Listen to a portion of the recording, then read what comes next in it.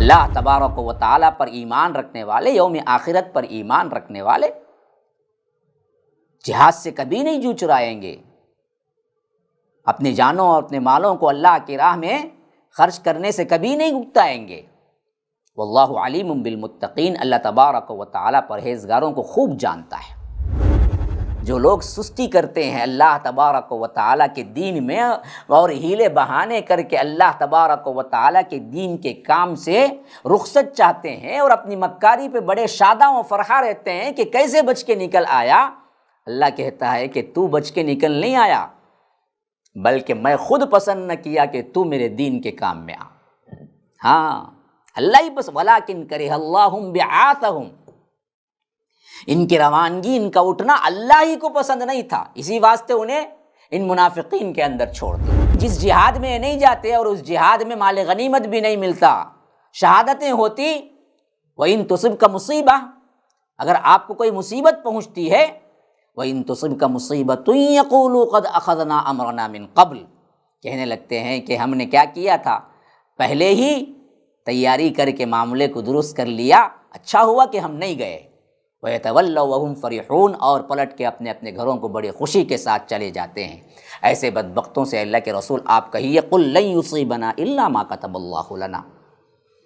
آپ ان سے کہیے کہ ہمیں اگر کوئی مصیبت آئے گی تو وہی آئے گی جو اللہ نے ہمارے مقدر میں رکھا ہے۔ تمہارے لاکھ چہنے سے کوئی برائی نہیں آئے گی، تمہارے لاکھ کوششیں کرنے سے کوئی برائی چھوئے گی نہیں ہمیں، تمہاری جو کچھ بھی چال بازیاں ہیں ان سے ہمارے لیے کوئی نقصان دہ نہیں ہے، تقدیر میں جو ہے وہی ہو کر رہے گا، وہ مولانا، وہی ہمارا سرپرست ہے، وہی ہمارا دوست ہے۔ وعلی اللہ فلیتوکل المؤمنون، اور مومنوں کو اللہ ہی پر توکل کرنا چاہیے۔ ان لوگوں کے مال اور اولاد آپ کو تعجب میں نہ ڈالیں اللہ کے رسول صلی اللہ علیہ وسلم، کیونکہ ان کو دیکھنے میں دنیا دار لوگوں میں یہ کیا ہے،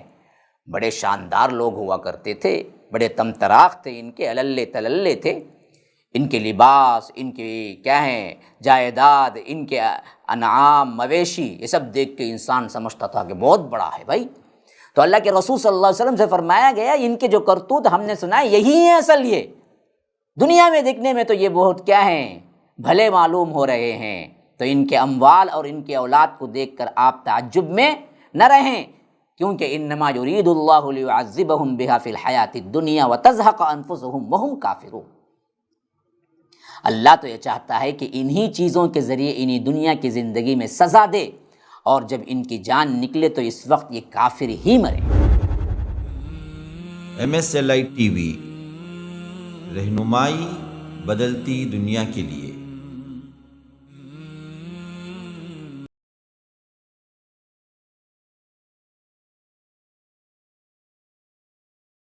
السلام علیکم ورحمۃ اللہ وبرکاتہ۔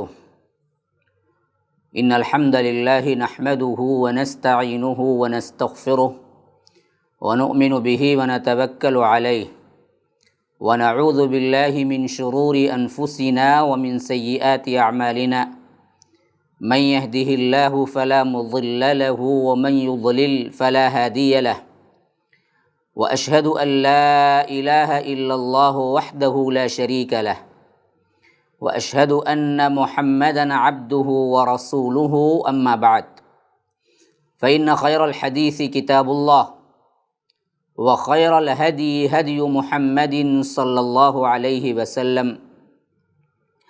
وشر الامور محدثاتها وکل محدثۃ بدعہ وکل بدعۃ ضلالہ وفی روایۃ وکل ضلالۃ فی النار۔ فاعوذ باللہ السمیع العلیم من الشیطان الرجیم من ہمزہ ونفثہ ونفخہ۔ عفی اللہ عنک لم اذنت لهم حتى يتبين لك الذين صدقوا وتعلم الكاذبين۔ اللهم ارنا الحق حقا وارزقنا اتباعه وارنا الباطل باطلا وارزقنا اجتنابه۔ اللهم علمنا ما ينفعنا وانفعنا بما علمتنا وارزقنا علما۔ رب اشرح لي صدري ويسر لي امري واحلل عقدة من لساني يفقهوا قولي۔ اس اللہ کے نام سے ابتدا جس کے ناموں کی کوئی انتہا ہی نہیں، وَلَوْ أَنَّ مَا فِي الْأَرْضِ مِنْ شَجَرَةٍ أَقْلَامٌ وَالْبَحْرُ يَمُدُّهُ مِنْ بَعْدِهِ سَبْعَةُ أَبْحُرٍ مَا نَفِدَتْ كَلِمَاتُ اللَّهِ۔ اس ذات اقدس پر کروڑوں درود و سلام ہوں جو تمام جہانوں کے لیے رحمت للعالمین بن کے آئے تھے۔ اللہم صلی علی محمد وعلی آل محمد کما صلیت علی ابراہیم وعلی آل ابراہیم انک حمید مجید، وبارک علی محمد وعلی آل محمد کما بارکت علی ابراہیم وعلی آل ابراہیم انک حمید مجید۔ برادران اسلام، واجب الاحترام بزرگوں، دوستوں، عزیز ساتھیوں، لائق احترام ماؤں اور بہنوں، اللہ تبارک و تعالیٰ کے فضل و کرم سے سورہ توبہ سورہ نمبر 9 اور آیت نمبر 42 تک ہم پڑھ چکے ہیں۔ ابھی اس مجلس میں جو آیت میں نے تلاوت کی ہے یہ 43 ہے، جس میں اللہ تبارک و تعالیٰ فرماتا ہے کہ اے نبی صلی اللہ علیہ وسلم، اللہ آپ کو معاف کرے، آپ نے انہیں کیوں پیچھے رہنے کی اجازت دے دی؟ عفا اللہ عنک لما اذنت لہم، یہ بڑا پیارا جملہ ہے جو ان منافقین کی اجازت مانگنے پر جو اللہ کے رسول صلی اللہ علیہ وسلم کے ساتھ میدان جنگ میں نہیں جانا چاہتے تھے، خاص کر تبوک کی جنگ میں، انہوں نے ہیلے بہانے جو تراشے، اللہ کے رسول صلی اللہ علیہ وسلم باوجود ان کے ہیلے بہانوں کو محسوس کرتے ہوئے بھی انہوں نے جو مانگا، جنگ سے پیچھے رہنے کی اجازت، وہ دے دی۔ اللہ تبارک و تعالیٰ اس آیت میں بڑی پیار بھری ڈانٹ، مفسرین کہتے ہیں کہ ڈانٹ بھی نہیں بلکہ ایک تنبیہ کے انداز میں، وہ تنبیہ بھی کہیں اللہ کا خوف اتنا ہے اللہ کے رسول صلی اللہ علیہ وسلم کے مبارک دل میں کہ اس سے بھی وہ تکلیف محسوس نہ کریں، پہلے فرمایا کہ عفا اللہ عنک، اللہ آپ کو معاف کرے۔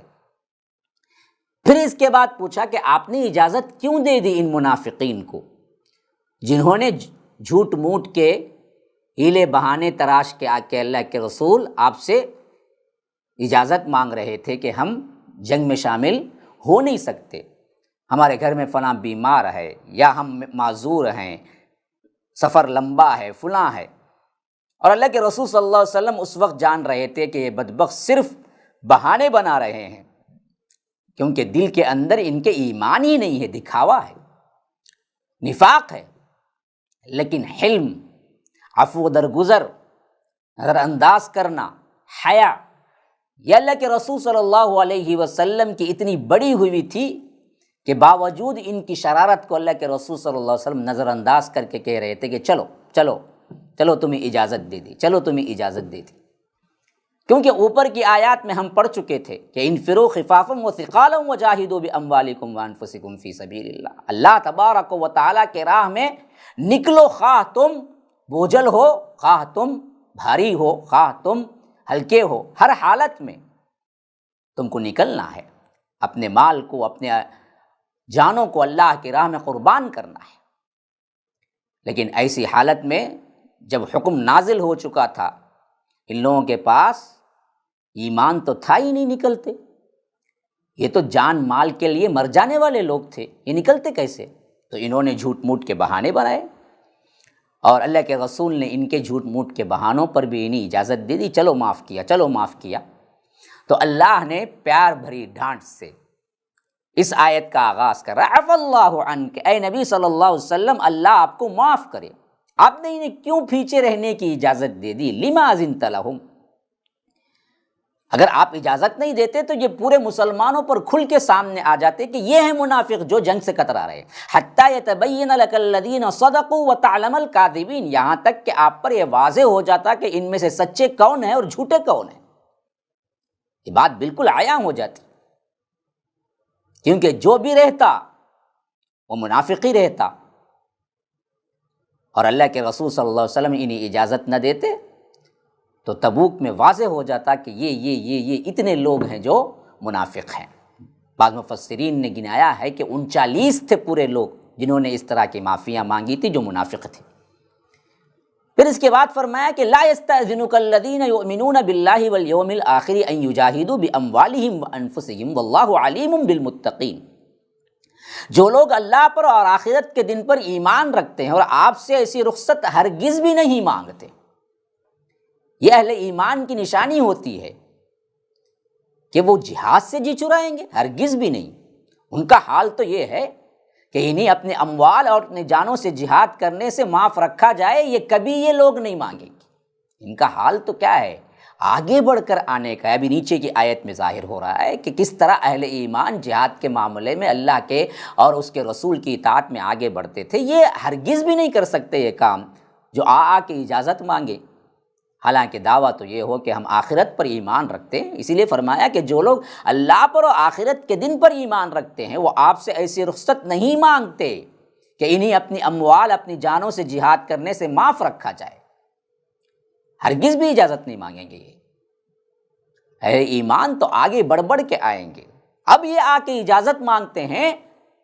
تو واضح طور پر ثابت ہو رہا ہے کہ یہ اہل ایمان نہیں ہیں، یہ منافقین ہیں۔ تو اسی لیے فرمایا کہ لا یستأذنک الذین یؤمنون باللہ والیوم الآخر، آپ سے اجازت ہرگز بھی طلب نہیں کریں گے اللہ تبارک و تعالیٰ پر ایمان رکھنے والے، یوم آخرت پر ایمان رکھنے والے جہاد سے کبھی نہیں جو چرائیں گے، اپنی جانوں اور اپنے مالوں کو اللہ کی راہ میں خرچ کرنے سے کبھی نہیں اکتائیں گے۔ واللہ علیم بالمتقین، اللہ تبارک و تعالیٰ پرہیزگاروں کو خوب جانتا ہے۔ ہاں، انما یستأذنک الذین لا یؤمنون باللہ والیوم الآخر وارتابت قلوبہم فہم فی ریبہم یترددون۔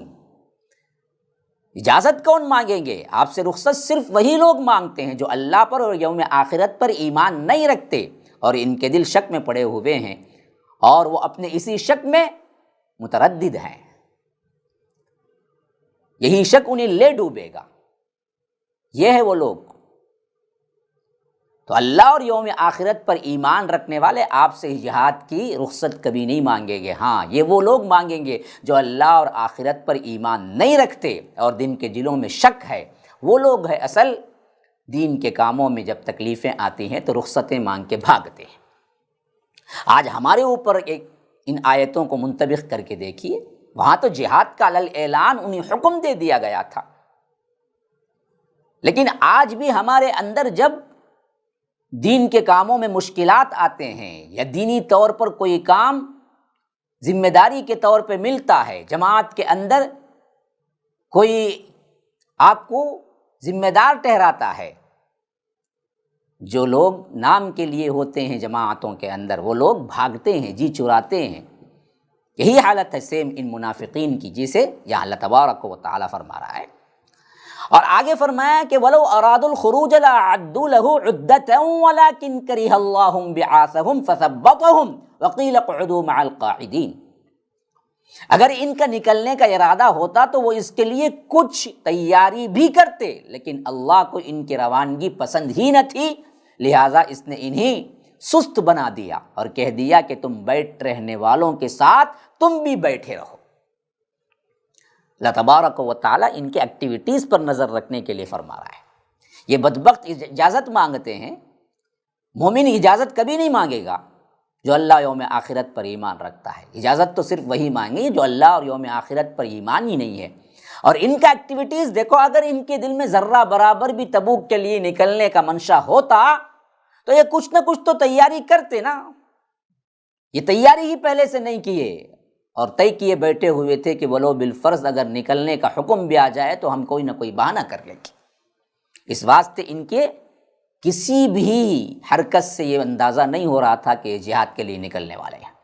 ولو اراد الخروج، اگر یہ لوگ باہر نکلیں، جہاد کے لیے نکلنے کا ارادہ ہوتا، لأعدوا له عدة ولكن كره الله بعاثهم، فرمایا کہ اس کے لیے وہ کچھ نہ کچھ تو تیاری ضرور کرتے نا، لیکن کوئی تیاری نہیں کی انہوں نے۔ اور اللہ تبارک و تعالی بھی ان کے اٹھنے کو پسند نہیں کیا، ان کی روانگی کو پسند نہیں کیا۔ یا رب،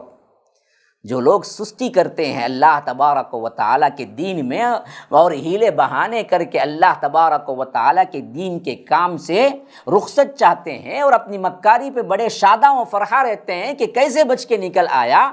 اللہ کہتا ہے کہ تو بچ کے نکل نہیں آیا، بلکہ میں خود پسند نہ کیا کہ تو میرے دین کے کام میں آ۔ ہاں، اللہ ہی بس، وَلَٰكِن كَرِهَ اللَّهُ بِعَاثَهُمْ،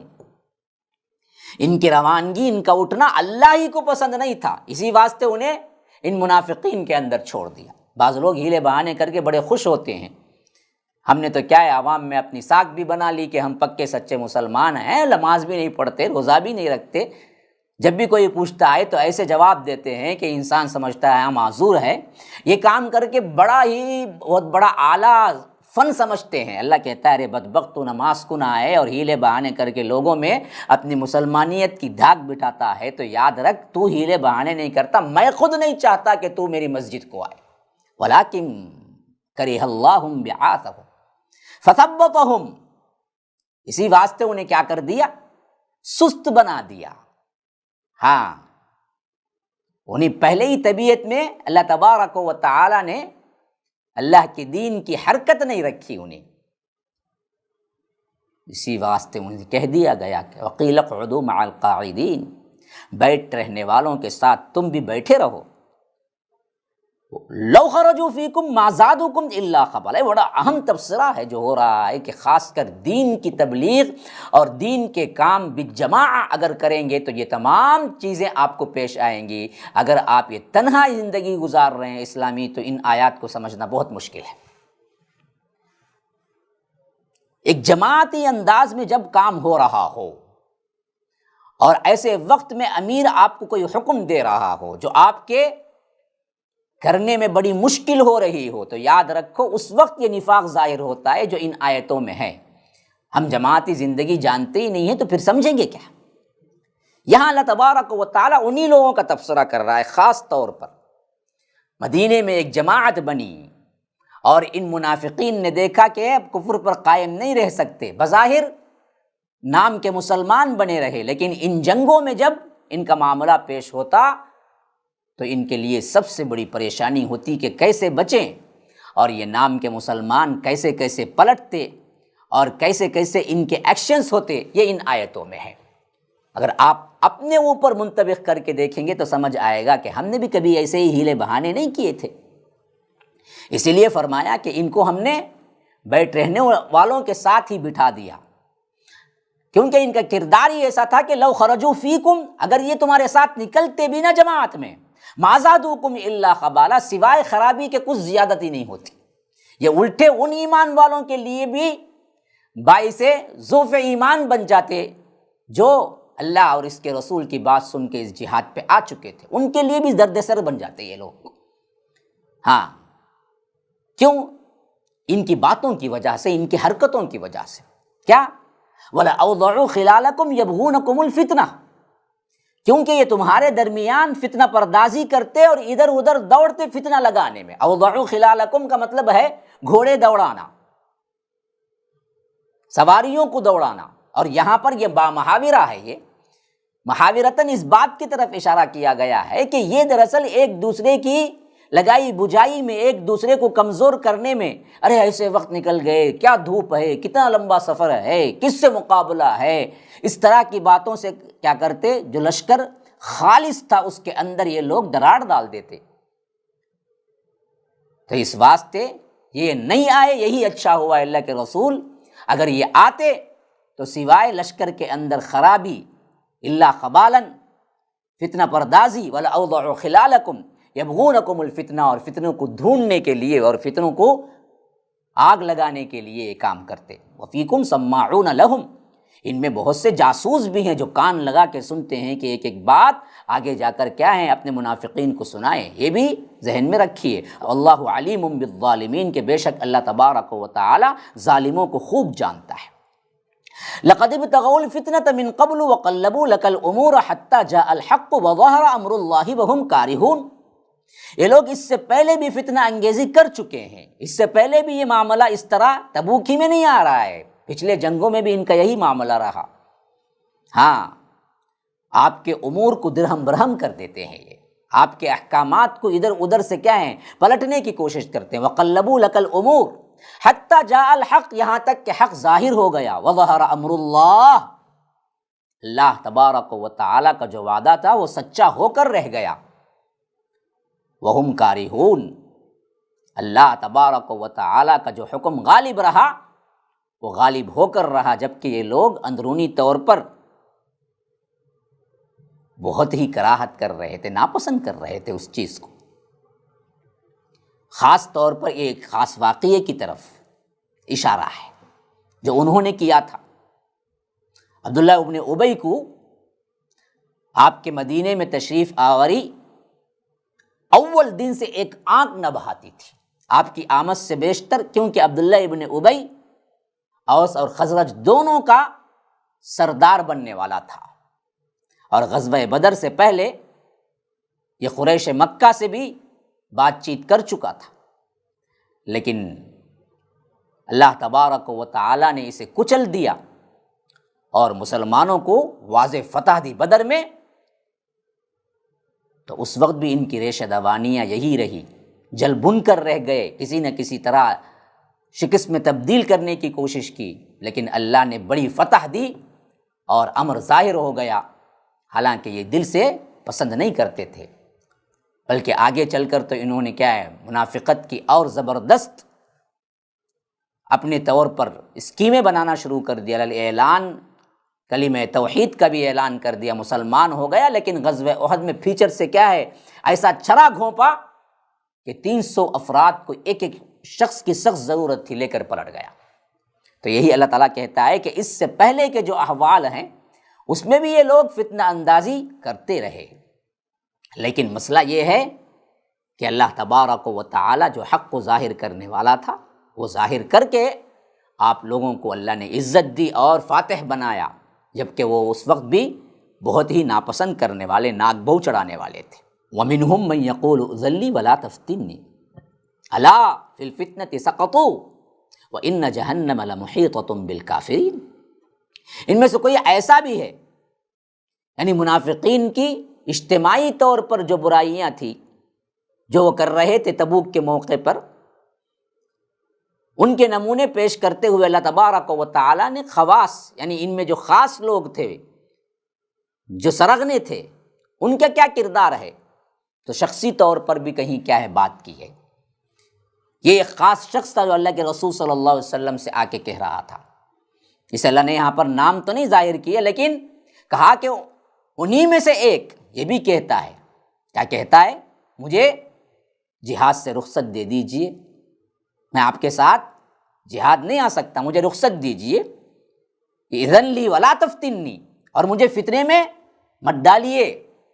اللہ کہتا ہے بدبخت، فتنے میں پڑنا تو کیا تیرا نہ آنا ہے، الا فی الفتنۃ سقطوا، تو گر چکا ہے پہلے ہی، فتنے ہی میں کیا ہے تو گھرا ہوا ہے۔ وَإِنَّ جَهَنَّمَ لَمُحِيطَةٌ بِالْكَافِرِينَ، کہ بے شک جہنم تو کافروں کو گھیرے میں لے ہوئے ہے۔ اب یہ کیا بات تھی جو یہ کہہ رہا تھا؟ روایتوں میں آتا ہے کہ جد بن قیس یہ منافق تھا، اور جب اللہ کے رسول صلی اللہ علیہ وسلم نے رومیوں سے لڑنے کے لیے تبوک کے موقع پر اعلان کر دیا تو یہ آ کے کہنے لگا اللہ کے رسول صلی اللہ علیہ وسلم، میری کئی بیویاں ہیں اور میں ایک حسن پرست آدمی ہوں، اور روم کی عورتیں بڑی خوبصورت ہیں، میں ڈرتا ہوں کہ یہ کہیں فتنے میں نہ پڑ جاؤں۔ ایک طرف مذاق طنز بنا رہا تھا اور ساتھ میں جہاد سے رک رہا تھا، اور کہہ رہا تھا بڑے برملا طور پر اپنی بے حیائی کو اللہ کے رسول صلی اللہ علیہ وسلم کی شخصیت کے سامنے۔ تو اسی لیے اللہ کہتا ہے کہ ان میں بعض وہ بھی ہیں جو آ کے رخصت لیتے ہیں اور کہتے ہیں کہ ہم فتنے میں پڑ جائیں گے، وہاں تو عورتیں بڑی خوبصورت ہیں، ان کی خوبصورتی میں ہم زنا نہ کر بیٹھیں۔ تو اللہ کہتا ہے کہ ارے بدبخت، یہ بہانہ کر کے تو یہاں پر جو رک رہا ہے نا، یہی بہت بڑا فتنہ ہے۔ تو رسول سے بے حیائی کی جو بات کر رہا ہے اور اس طرح کے جو عذر تراش رہا ہے، یہ خود بہت بڑا فتنہ ہے جس میں تو پڑ چکا ہے۔ ایسے ہی بے سروپا باتیں بہت سے لوگ دینی معاملات میں، دینی خدمات میں جب انہیں حکم دیا جاتا ہے یا انہیں ذمہ داری دی جاتی ہے کہ دیکھو اب تم یہ کرو، تو ایسے ہی عجیب و غریب کیا ہیلے بہانے والے آج کے دور میں بھی مل جائیں گے۔ فرمایا کہ ان تصبک حسنۃ تسؤہم وان تصبک مصیبۃ یقولوا قد اخذنا امرنا من قبل ویتولوا وہم فرحون۔ اگر آپ کو کوئی بھلائی ملے تو انہیں بری لگتی ہے، اگر کوئی مصیبت آ پڑے تو کہتے ہیں کہ ہم تو اپنا معاملہ پہلے ہی درست رکھا تھا، پھر وہ خوش خوش واپس چلے جاتے ہیں۔ یعنی یہ منافقین جب بھی اللہ کے رسول صلی اللہ علیہ وسلم کوئی بھلائی ملتی ہے تو انہیں بری لگتی ہے، جب بھی مال غنیمت سے قافلہ لوٹتا ہے تو ان لوگوں کو کیا بڑا برا لگتا ہے۔ لیکن جس جہاد میں یہ نہیں جاتے اور اس جہاد میں مال غنیمت بھی نہیں ملتا، شہادتیں ہوتی، وَإِن تُصِبْكَ مُصِيبَةٌ، اگر آپ کو کوئی مصیبت پہنچتی ہے، وَإِن تُصِبْكَ مُصِيبَةٌ يَقُولُوا قَدْ أَخَذْنَا أَمْرَنَا مِن قَبْلُ، کہنے لگتے ہیں کہ ہم نے کیا کیا تھا، پہلے ہی تیاری کر کے معاملے کو درست کر لیا، اچھا ہوا کہ ہم نہیں گئے۔ وَيَتَوَلَّوْا وَهُمْ فَرِحُونَ، اور پلٹ کے اپنے اپنے گھروں کو بڑی خوشی کے ساتھ چلے جاتے ہیں۔ ایسے بدبختوں سے اللہ کے رسول آپ کہیے قُلْ لَن يُصِيبَنَا إِلَّا مَا كَتَبَ اللَّهُ لَنَا، آپ ان سے کہیے کہ ہمیں اگر کوئی مصیبت آئے گی تو وہی آئے گی جو اللہ نے ہمارے مقدر میں رکھا ہے۔ تمہارے لاکھ چہنے سے کوئی برائی نہیں آئے گی، تمہارے لاکھ کوششیں کرنے سے کوئی برائی چھوئے گی نہیں ہمیں، تمہاری جو کچھ بھی چال بازیاں ہیں ان سے ہمارے لیے کوئی نقصان دہ نہیں ہے، تقدیر میں جو ہے وہی ہو کر رہے گا، وہ مولانا، وہی ہمارا سرپرست ہے، وہی ہمارا دوست ہے۔ وعلی اللہ فلیتوکل المؤمنون، اور مومنوں کو اللہ ہی پر توکل کرنا چاہیے۔ قل هل تربصون بنا الا احدى الحسنيين، پھر اللہ تبارک و تعالی اس بات کی وضاحت کرتے ہوئے کہتا ہے کہ اگر یہ جہاد کے لیے نکلتے ہیں مسلمان سچے دل کے ساتھ تو ان کے لیے دو ہی نتیجے ہیں، آپ ان سے کہہ دیجئے قل هل تربصون بنا الا احدى الحسنيين، تم ہمارے حق میں جس چیز کا انتظار کر سکتے ہو وہ یہی ہے کہ ہمیں دو بھلائیوں میں سے کوئی ایک ملے گی۔ جنگ کے لیے نکلتے ہیں تو منافقین سمجھتے ہیں فلاں ہو جائے گا، فلاں ہو جاتا تو اچھا ہوتا، فلاں ہو جاتا تو اچھا ہوتا۔ اللہ کہتا ہے کہ اللہ کے رسول ان سے کہیے کہ تم جو بھی انتظار کرو، جتنی بھی برائی سوچو، لیکن وہ ہمارے لیے اچھا ہی ہے۔ اگر تم سمجھتے ہو کہ مسلمان جنگ کے لیے جائیں گے اور شہید ہو جائیں گے تو شہادت بھی تو بہت بڑا مرتبہ ہے، ہاں اللہ تعالیٰ اپنے خاص بندوں کو نوازتا ہے،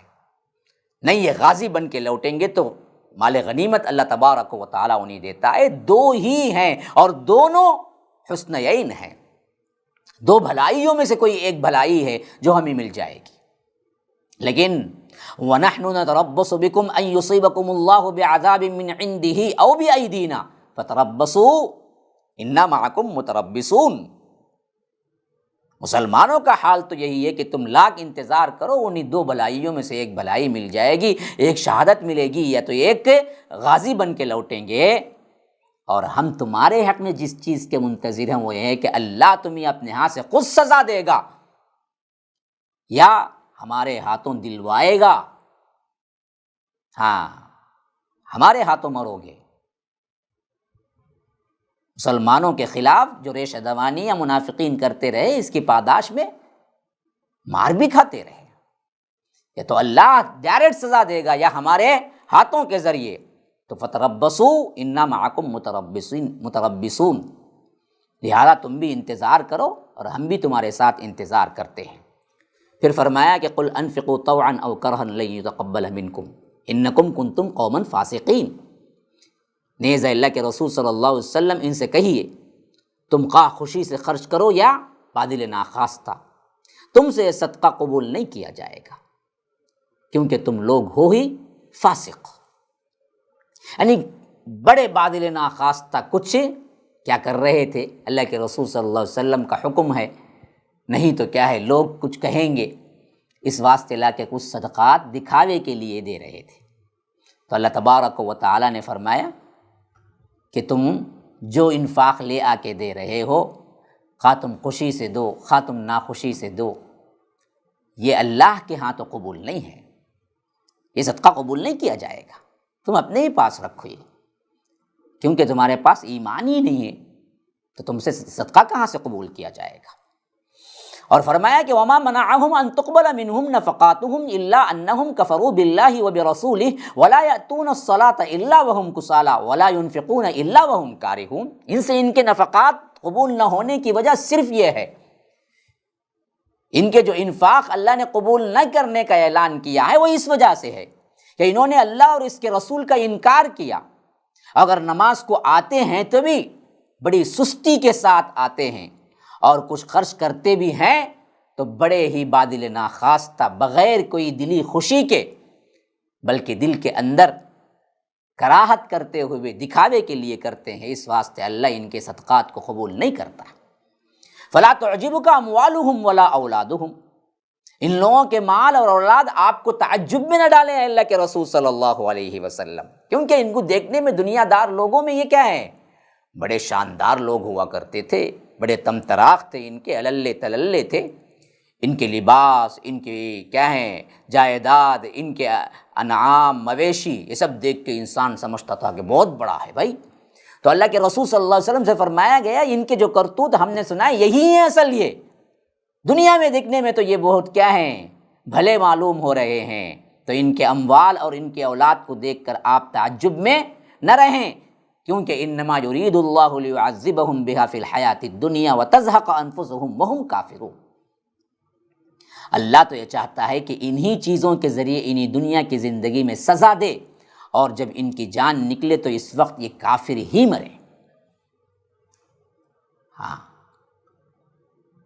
یہ دراصل اسی میں لگے رہیں گے، یہ بناوٹی کردار ہی انہیں لے ڈوبے گا،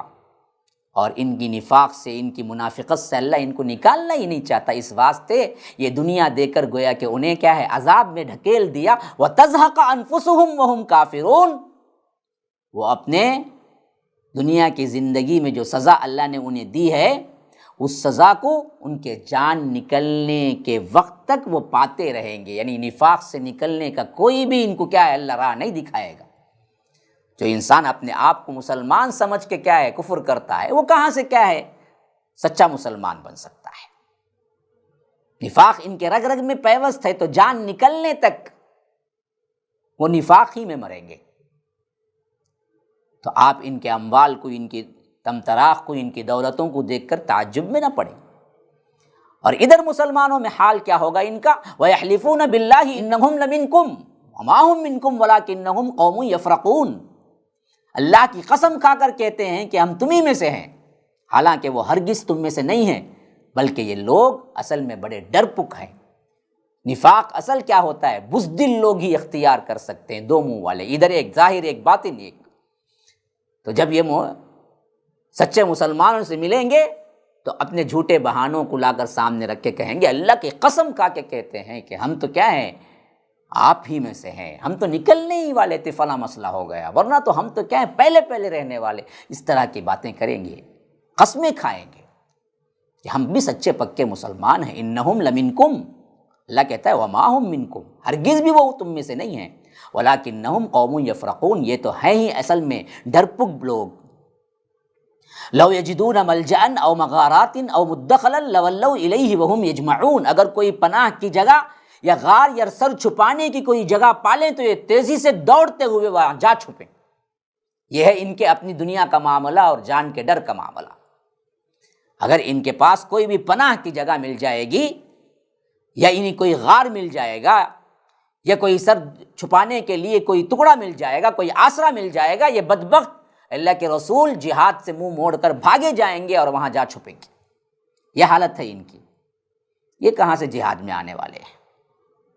یہ ڈر ہے موت کا، دنیا کی محبت کا۔ یہ آج مسلمانوں میں ہمیں بھی ذرا غور کر کے دیکھیے، اگر موت لکھ دی گئی ہے،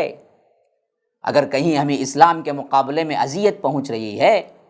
ہم بھی وہی بہانے تراشتے ہیں، وہی حالت ہے ہماری بھی جو ان آیتوں میں اللہ تبارک و تعالیٰ کہہ رہا ہے۔ پھر فرمایا کہ وَمِنْهُمْ مَن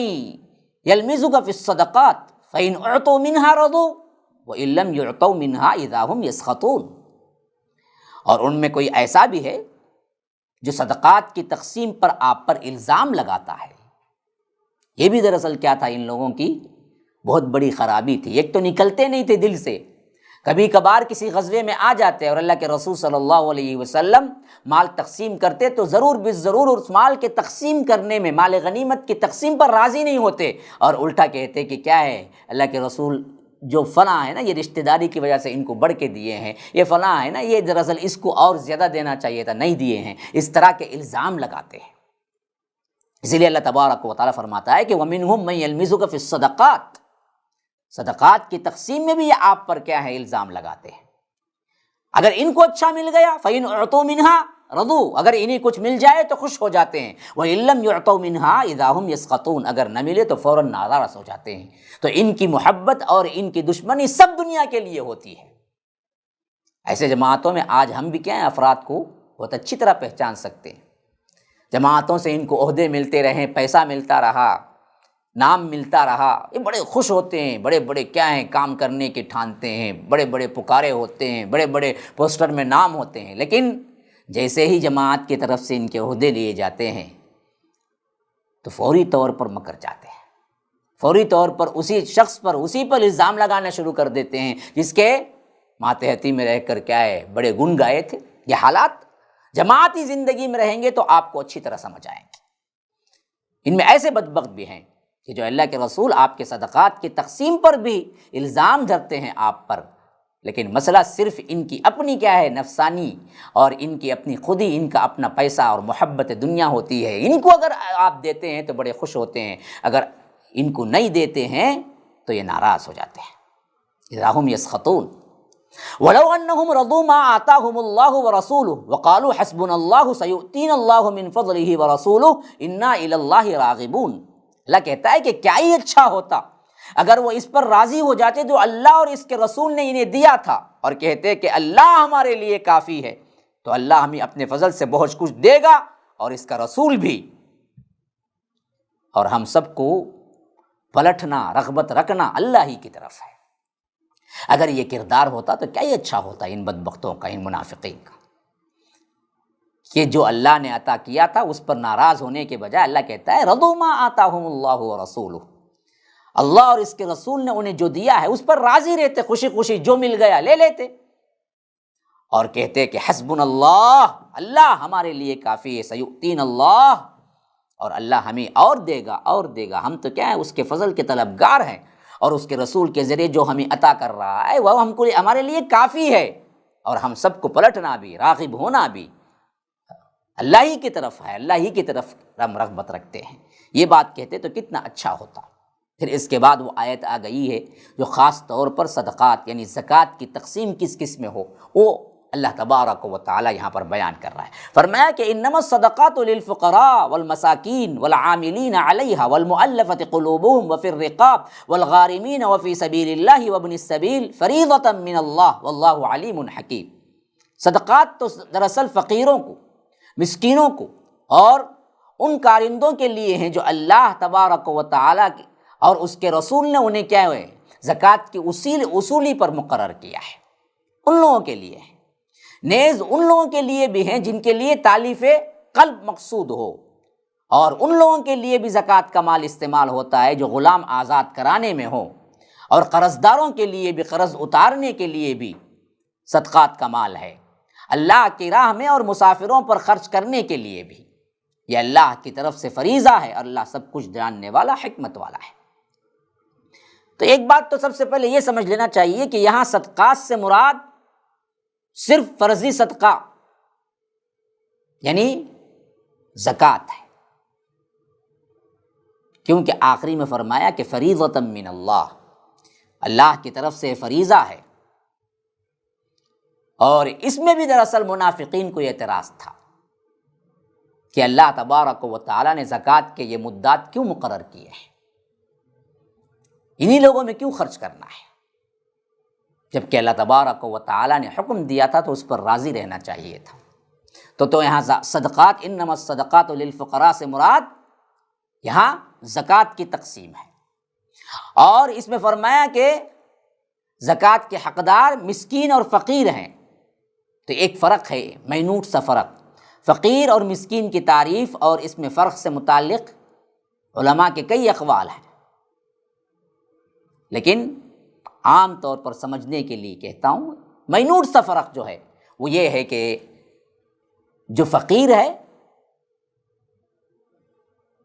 وہ کچھ نہیں ہے اپنی زندگی گزارنے کے لیے، اور جو مسکین ہے کچھ تو ہے لیکن جتنی اس کی زندگی کی ضرورت ہے اتنا نہیں ہے، یہ مسکین ہے۔ اور اس کے بعد فرمایا انما الصدقات للفقراء والمساکین والعاملین علیہا، اور ان لوگوں کے لیے بھی زکوٰۃ ہے جو اس زکوٰۃ کے اصولی کرنے والے ہیں، عاملین ہیں۔ شریعت اسلامیہ میں جب شریعت نافذ ہے تو اس وقت زکوٰۃ کلیکٹ کرنے کے لیے لوگ بھیجے جاتے تھے، تو ان لوگوں کے لیے بھی ان کے تنخواہوں کو نکالنا یا ان کی ضروریات پر نکالنا کیا ہے، یہ زکوٰۃ کے مال سے ہوتا تھا، تو اسی لیے فرمایا ان لوگوں کے لیے بھی یہ جائز ہے۔ اور اسی طرح فرمایا والمؤلفۃ قلوبہم، جو اسلام کی طرف رغبت رکھتے ہوں، ایسے کفار جن سے معلوم ہو کہ ان پر جب مال خرچ کیا جائے گا، ان کی ضرورتوں کو پورا کیا جائے گا تو یہ اور اسلام میں پختہ بنیں گے یا قبول کر لیں گے، مؤلفۃ القلوب جنہیں کہا جاتا ہے، نرم گوشہ رکھنے والے اسلام کے لیے۔ اور پھر رقاب، اور گردنوں کو آزاد کرنے میں، غلاموں کو آزاد کرنے میں، والغارمین، اور مقروض لوگ، قرضدار لوگ، اور وفی سبیل اللہ، اللہ کی راہ میں جہاد کرنے والے ان لوگوں کے لیے بھی۔ اور اسی طرح فرمایا وابن السبیل، مسافروں کے لیے بھی۔ یہ تمام مدات میں اس زکوٰۃ کے پیسے کو خرچ کرنا چاہیے، فریضۃ من اللہ، اللہ تبارک و تعالیٰ سے مقررہ ہے، واللہ علیم حکیم، کے اللہ تبارک و تعالیٰ علم رکھنے والا اور حکمت رکھنے والا ہے۔ MSLI TV، رہنمائی بدلتی دنیا کے لیے۔